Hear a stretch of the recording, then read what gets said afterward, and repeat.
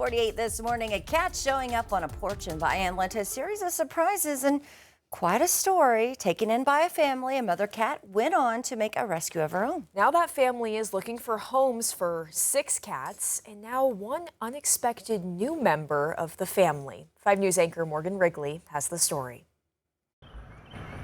It's common for cats to show up at Kathy Price's home in Vian. I just want them to have a good family. And for her to take them in. In fact, her house cat, Miss Kitty, was a rescued stray. We have a first generation domestic cat. She comes from a long line of feral kitties. But a recent arrival would turn into the most unexpected rescue yet. It started 2 months ago when the Prices heard meowing outside their home. I went outside to see. I said, there's a cat out there. I opened the door to bring her some cat food and she ran in the house. A beautiful tortie who clearly loves being around people.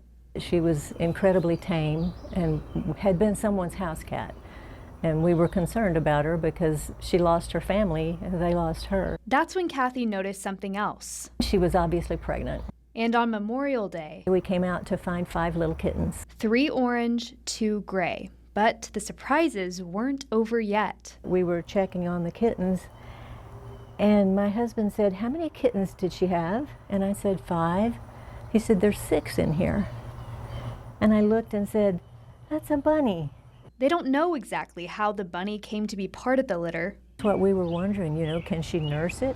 And of course I Googled it like we do everything we need to know. Cats are famous for being such good mothers and that they will frequently adopt another kitten that doesn't have a mom or a puppy or a rabbit or a rat.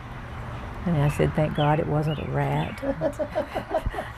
An unlikely family, but under their mother's care, all 5 kittens and 1 tiny bunny are healthy. But he's hopping around and she's his mama.